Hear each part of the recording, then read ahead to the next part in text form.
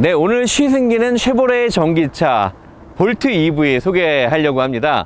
주유소에서 기름을 넣을 때 굉장히 부담스러우셨죠? 그래서 요즘 전기차를 찾으시는 분들이 굉장히 많은데, 국내 전기차는 쉐보레 볼트와 코나 EV 양대 산맥이 이루어지고 있다고 합니다.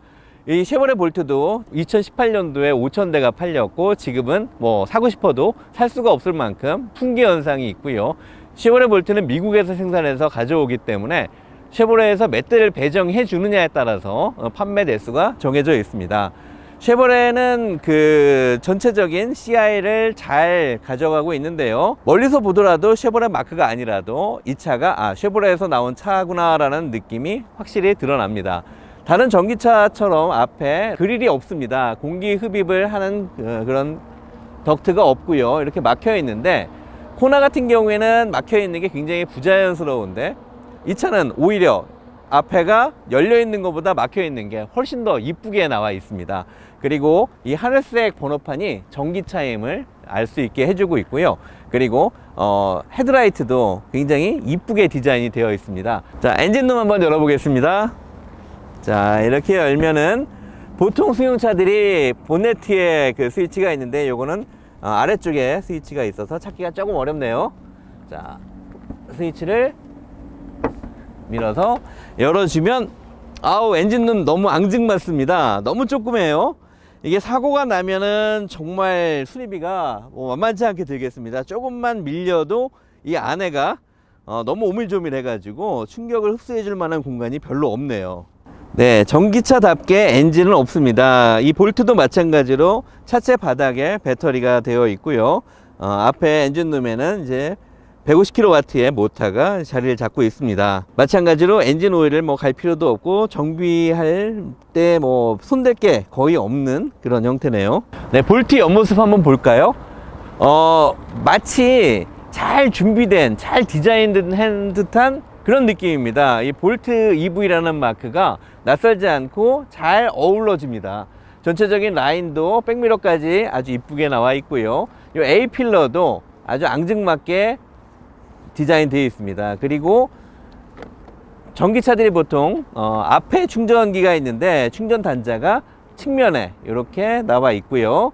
마찬가지로 이 부분을 이용해서 충전을 하게 됩니다. 휠을 한번 볼까요? 휠도 일반 자동차처럼 휠 디자인이 그래도 이쁘게 되어 있습니다. 공기 저항을 줄이거나 이런 목적을 떠나서 디자인 중심으로 만들어진 것 같고요.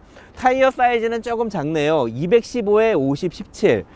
국내에 나와 있는 한 중형차, 중소형차들이 많이 채용하고 있는 그런 정도의 타이어입니다.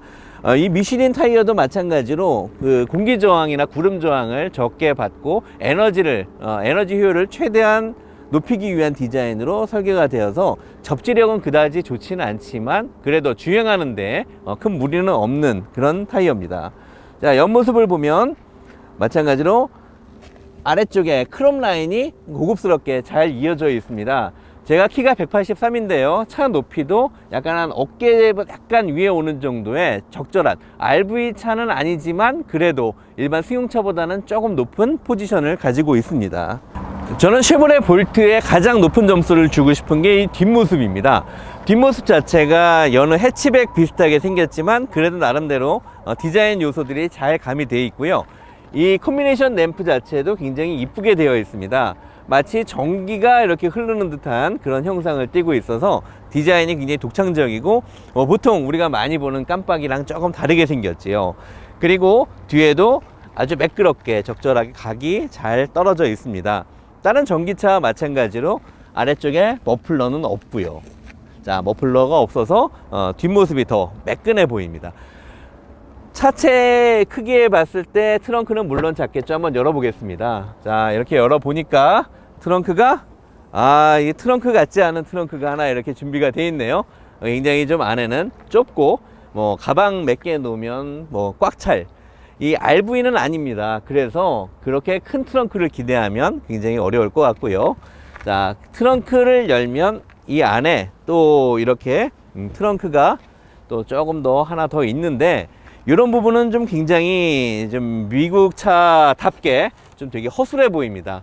이거를 좀 뭐 이렇게 여닫는다던가 좀 깔끔하게 디자인했으면 더 좋았을 텐데 그냥 널빤지 하나 던져 놓은 것 같은 좀 어색한 그런 모습을 보이고 있어요. 그리고 이 부분이 아주 디자인에 아주 좀 백미인데요.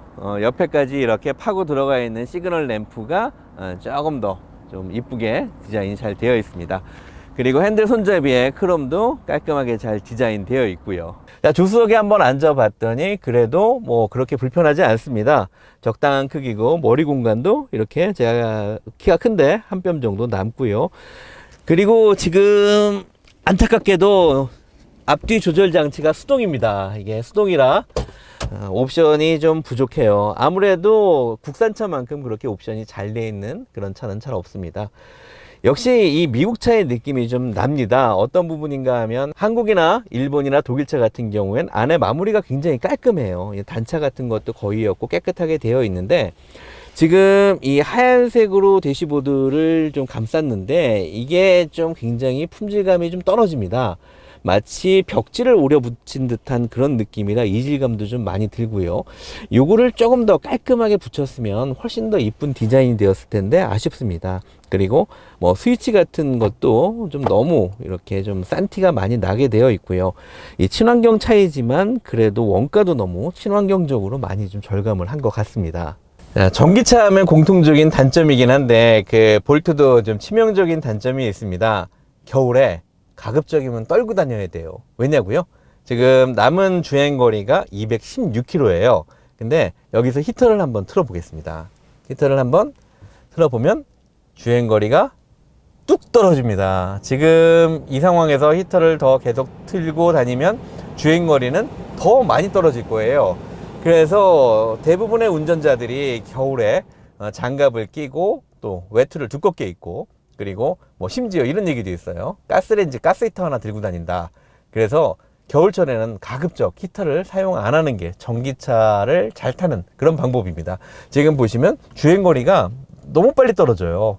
지금 한 10% 정도, 한 5% 정도 떨어졌네요. 한 5% 정도 떨어지긴 했는데 지금 실제로 달리면 이거보다 더 빨리 떨어집니다. 주행거리가 너무 줄어들기 때문에 겨울에 히터 틀고 여름에 에어컨 틀고 이렇게 안락한 주행은 전기차에서는 좀 양보를 해야 되지 않을까 그런 생각입니다. 네, 계기판은 지금 가운데 속도미터가 아주 잘 나와 있고요. 전기차답게 이쁘게 잘 디자인이 되어 있습니다. 그래서 이쪽은 그 현재 주행하는 순간 연비가 나오고 이쪽은 남은 거리, 주행할 수 있는 남은 거리가 나오게 됩니다. 그리고 핸들에는 그 크루즈 컨트롤과 열선 그리고 오디오 관련된 스위치들이 붙어 있는데요. 안타깝게도 볼트는 그 크루즈 컨트롤인데 어댑티브 크루즈 컨트롤이 되지 않습니다. 어댑티브 크루즈 컨트롤 굉장히 요긴한 장비인데요. 앞차와 적절한 간격을 유지하면서 따라가는 장치인데 볼트는 안타깝게도 그게 지원이 되지 않습니다. 그리고 하나 재밌는 기능은요. 헤드라이트 높이 조절이 되는데요. 이렇게 0에다 놓으면 헤드라이트가 아래쪽으로 향하고 3에 놓으면 헤드라이트가 좀 위쪽을 향하게 됩니다. 그래서 시내 주행할 때는 뭐 한 0이나 1에다가 놓으면 될 것 같고 약간 야외로 가면 3 정도 놓으면 굉장히 시야가 넓고 밝게 비춰집니다. 헤드라이트 스위치는 이쪽인데요. 좀 기존에 보기 어려웠던 형태의 디자인이에요. 굉장히 좀 싼 티 확실히 납니다. 헤드라이트 스위치도 좀 역시 미국 아저씨들답게 대충 만들었네요. 손들도 큰데 스위치가 너무 작은 것 같습니다. 그 쉐보레 볼트는 굉장히 이 패널이 아주 보기 편하게 되어 있습니다. 그래서 한글로 잘 나와 있고 지금 이게 메인 화면인데 전기차의 어떤 현재 상황을 잘 보여주고 있고요. 그리고 열선도 터치 패널에 의해서 작동하게 되어 있어서 대부분의 기능이 이 모니터 안에서 이루어집니다. 자, 이제 홈 버튼이고요. 그리고 지금 누르면 오디오와 뭐 이런 기능들이 있는데 이건 아이폰하고만 연동이 돼서 갤럭시 안드로이드 계열은 호환이 되지 않습니다. 이 또 굉장히 불편하고요. 그래서 내비게이션도 아이폰이 아니면 차에 붙어 있지 않은 상황입니다. 굉장히 좀 슬픈 현실입니다. 자, 그리고 현재 뭐 에너지 흐름이라던가 아니면 뭐 충전 상황 그리고 뭐 현재 정보 이런 것들은 다른 전기차에서 보기 어려울 정도로 좀 잘 이쁘게 정리가 되어 있습니다. 자, 다시 홈 버튼 들어가 보고요. 그리고 공조 장치는 그 터치 패널에서 따로 빼가지고 직관적으로 쉽게 쓸 수 있게 이렇게 만들어져 있습니다. 오히려 주행 중에는 시선을 뺏기지 않기 때문에 이렇게 공조 장치를 빼놓는 게 좋은 것 같아요.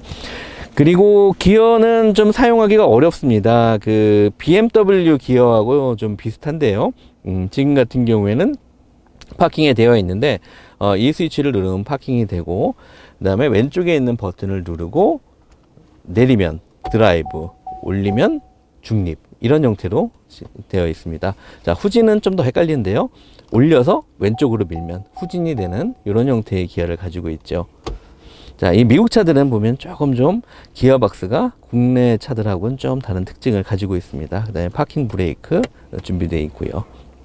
자, 그리고 이 컵홀더인데요. 좀 컵홀더가 좀 굉장히 좀 허접해 보입니다. 좀 고급스럽게 이쁘게 만들어 놓으면 더 좋았을 텐데, 이 아래쪽에 수납 공간도 굉장히 뭘 만들다가 만 것 같이 그렇게 좀 비어 있는데, 이런 부분을 조금 더 이쁘게 디자인을 한다 그러면 좀 전기차지만 굉장히 고급스러운 느낌을 줄 수 있을 것 같고요.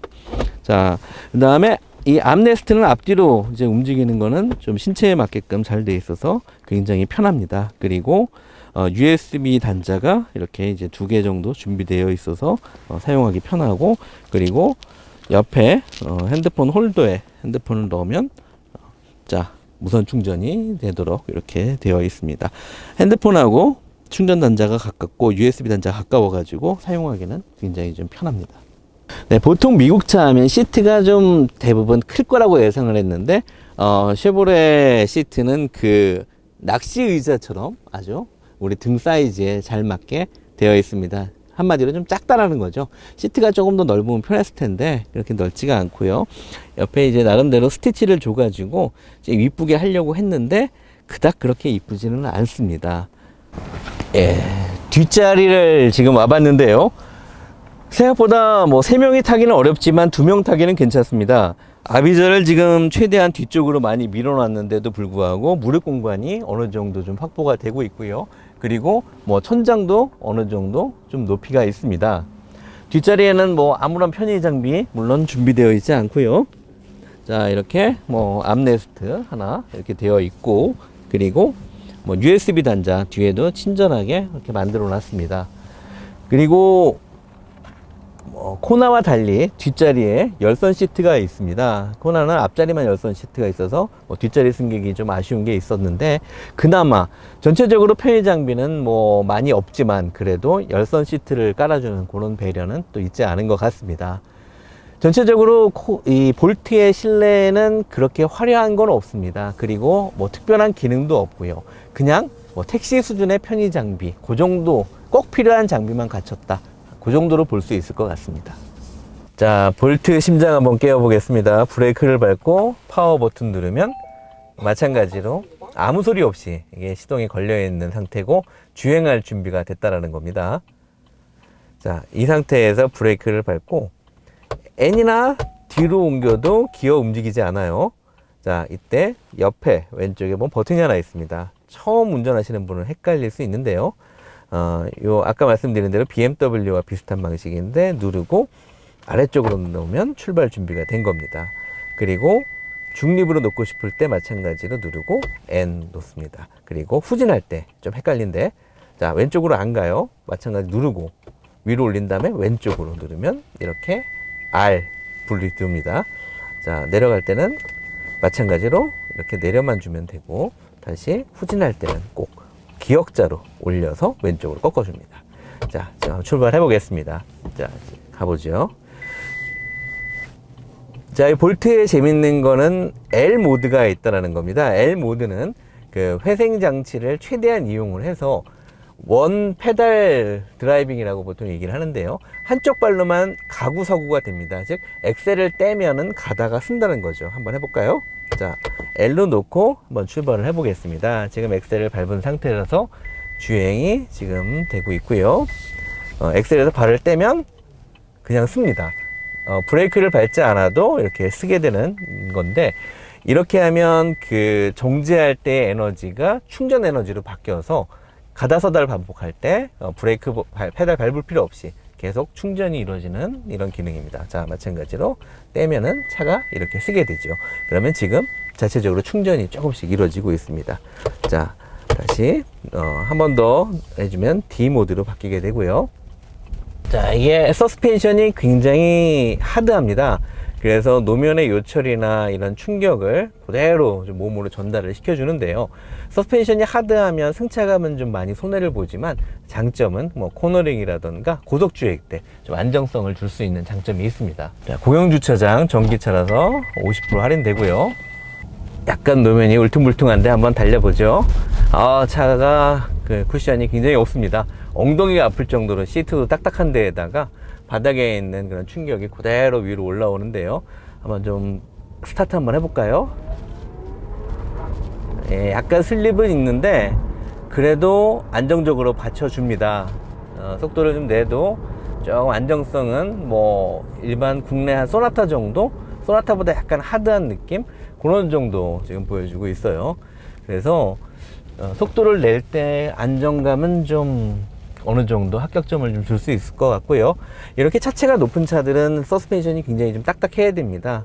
자, 다시 한번 쭉 달려보면 휠스핀을 일으키면서 달려가지만 그래도 어느 정도 안정감은 좀 잡아주고 있습니다. 그래서 미국 차답게 이런 차를 오래 만든 그런 브랜드답게 어느 정도 이런 서스펜션 세팅은 좀 국산차보다 잘 이루어진 것 같습니다. 튀어나가면 굉장히 스포츠. 자, 스포츠 모드로 한번 놔볼게요. 자, 튀어나가는 느낌 굉장히 어마어마합니다.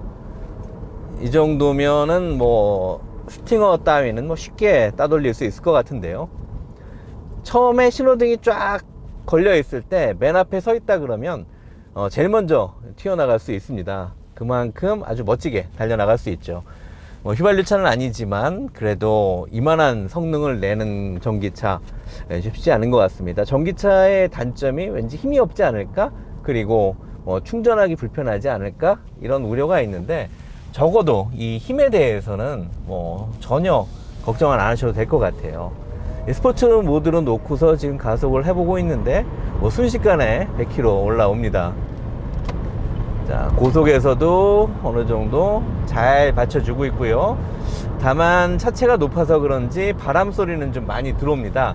쉬잉하는 바람 소리 좀 들어오고 있고 타이어 소리 들어오고 있고 엔진 소리는 나지 않지만 그래서 그런지 오히려 다른 소리들이 더 좀 많이 시끄럽게 들립니다. 달리는 성능만큼은 코너를 좀 뛰어넘는 것 같아요. 그래서 대부분 차들이 이제 100km 넘어가면 좀 휘청거리고 그러는데 전혀 그런 거 없고요. 그리고 충돌이 감지가 되면은 자동으로 마찬가지로 경고등이 들어오는 기능이 있습니다. 자, 지금 안 들어오는데 일단은 브레이크가 조금 물러서 자신있게 좀 몰아붙이지는 못하겠네요. 그래서 어느 정도 시내 구간에 접어들면 현재 지금 전기 소모량 10kW 전후에서 왔다 갔다 하죠. 완충을 하면은 한 80km까지 최대한 갈 수 있다고 해요. 그래서 코나보다는 약간 주행거리가 짧지만 그래도 거의 엇비슷한 정도의 수준입니다. 이 볼트가 처음 나왔을 때 광고한 거는 한 번에 서울에서 부산까지 갈 수 있다. 그래서 많은 분들이 서울에서 부산까지 한번 달려봤는데 간당간당하게 톨게이트를 지나갔다고 해요. 그 현대 코나 같은 경우에는 차가 방전이 되면은 와서 충전을 해주는 서비스가 있는데 볼트 그런 거 기대할 수 없습니다. 역시 대륙답게 서비스 마인드도 대륙스럽습니다. 그런 거 기대하기 어렵고요. 이 차를 탔을 때 가장 마음에 드는 점은 너무 넓은 개방감입니다. 마치 어떤 비행기 조종석에 앉았다고 할까요? 앞에 A필러도 이렇게 시원스럽게 되어 있어서 차 옆에도 잘 보이고 또 유리창이 굉장히 넓습니다. 운전석 조수석 유리창이 넓어가지고 개방감도 굉장히 좋고요. 그리고 앞유리도 굉장히 넓게 나오고 또 높아서 시야가 높고 승용차보다 시트 포지션이 약간 높은 편이라 아래가 내려보 보이는 것도 아주 잘 보입니다.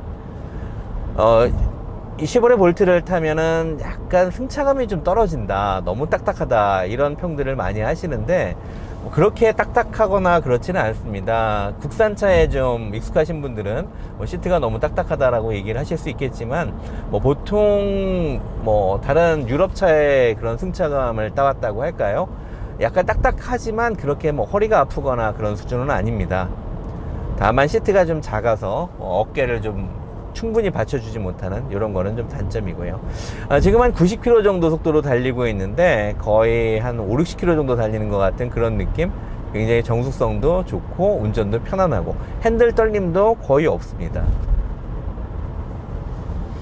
자, 이렇게 끼어들기 할 때도 쭉 밟으면 잘 붙어주니까 칼치기 하기 굉장히 좋고요. 자, 이렇게 한번 끼어들어 보는데 어느 정도 속도를 내면서 끼어들어도 뭐 충분히 잘 받쳐주고 있습니다. 뒤가 털리거나 뭐 휘청거리거나 그런 거 별로 없고요. 서스펜션 딱딱하니까 좀 그만큼 가치를 하는 것 같습니다.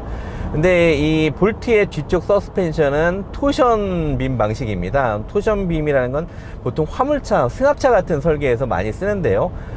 약간 좀 서스펜션이 딱딱하고 구조가 간단하고 비용이 저렴하다는 장점은 있지만 승차감 면에서는 토션빔은 지금 국내 승용차에서는 많이 쓰지 않는 그런 서스펜션입니다. 차의 힘은 여러 번 말씀드립니다만 뭐 오르막을 가거나 아니면 뭐 급차선 변경을 하거나 급가속을 할 때 정말 휘발유차가 주지 못하는 그런 짜릿한 만족감을 주고 있어요. 밟으면 밟을수록 쭉쭉 붙여주는 그 힘이 이 차의 매력을 좀 느끼게 합니다. 그래서 그런지 그 볼트 매니아들이 좀 많이 늘고 있어요. 하지만 이 볼트의 가장 큰 단점, 바로 수리비입니다. 이 차가 사고가 나면 이 수리비가 어마어마해요. 이 차는 반은 국산차지만 반은 수입차예요. 그래서 이 뒷범버 하나의 가격이 얼마쯤 할 것 같으세요? 이 뒷범퍼 하나 가격이 200만원입니다. 오늘 앞범퍼는 200만원이 넘고요. 문짝 하나도 지금 100만원이 훌떡 넘어가는 가격대입니다. 이 수리를 한번 하려 그러면 시간도 그만큼 많이 걸리는데요.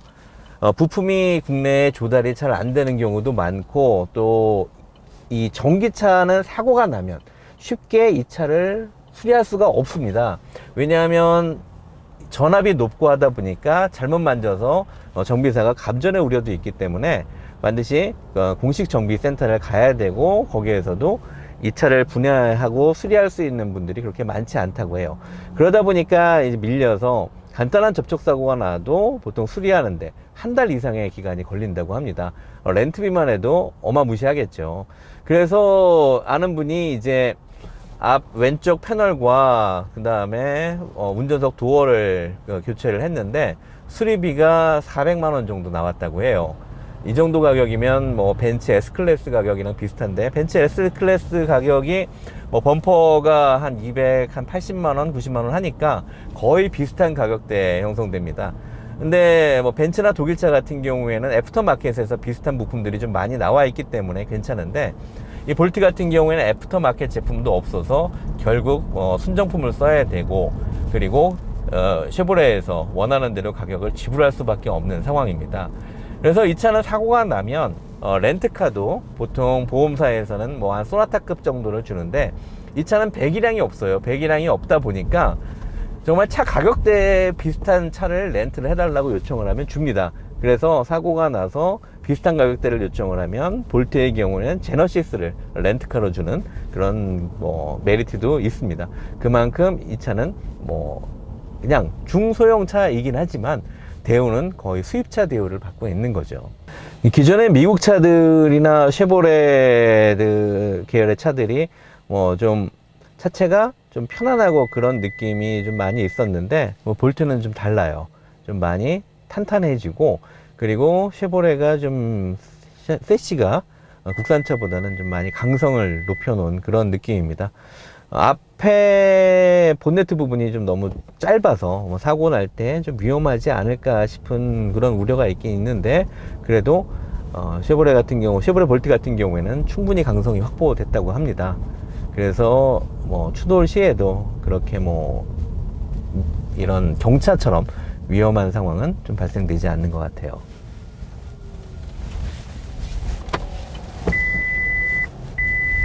자, 이 장애물 감지 센서가 너무 예민해서 그냥 일반적인 주행에도 뭐 시도 때도 없이 삑삑삑삑 울려 쌓고 있는데 이런 거는 조금 좀 감도 조절이 좀 필요할 것 같습니다. 이 쉐보레 볼트의 가격은 뭐 4,550만 원 정도부터 시작합니다. 보조금 예를 들어 서울 지역에 한 1,700만 원 정도를 받게 되면 2천만 원 후반대의 가격으로 살 수 있고요. 뭐 소나타나 뭐 K5 같은 국산 중형차를 사는 거 너무 보편적이고 평범하지 않습니까? 전기차를 타면 좀 새로운 운전의 재미와 그리고 어떤 기름값 절감, 그리고 뭐 콘덴싱 보일러를 쓰는 것만이 지구를 지키는 건 아닙니다. 이 전기차를 사용하는 거야말로 지구를 지키는 가장 큰 동기가 될 거고요. 이 서울 시내의 미세먼지 발생의 25%를 이 디젤 자동차가 차지하고 있다고 합니다. 이 디젤 자동차들이 전부 전기차로 바뀌면 적어도 서울의 공기는 25%만큼은 좀 깨끗해지겠죠. 우리 얼리 어댑터 분들, 그 새로운 물건들이 나오면 빨리 사보고 경험하고 싶어 하시는 분들이 많습니다. 전기차를 경험하기 위해서 지금도 빨리 이 전기차 출고를 신청하시는 분들이 많은데요. 뭐 에너지 절감, 환경 오염, 이 두 가지를 잡기 위해서 전기차는 앞으로도 꾸준히 인기가 높고 좋은 대안이 될 것 같습니다. 오늘 시승기 쉐보레 볼트 여기까지 진행하겠습니다. 감사합니다.